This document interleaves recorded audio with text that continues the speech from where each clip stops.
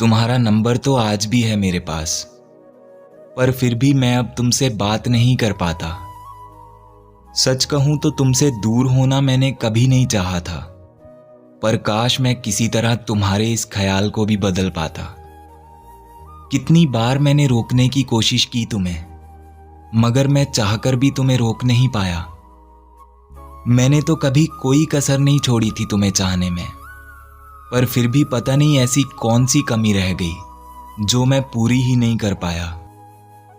तेरे जाने के बाद मेरी जिंदगी में बहुत कुछ बदल गया, पर तुम्हारी यादें आज भी मेरे साथ रहती हैं।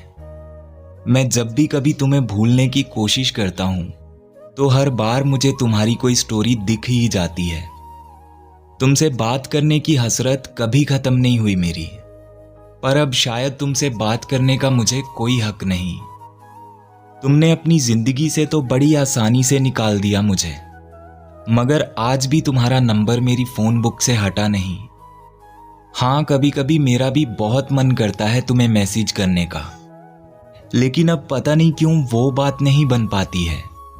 मैं जब भी तुम्हें मैसेज करने के लिए कुछ टाइप करता हूं, तो हर बार मेरी हिम्मत जवाब दे जाती है।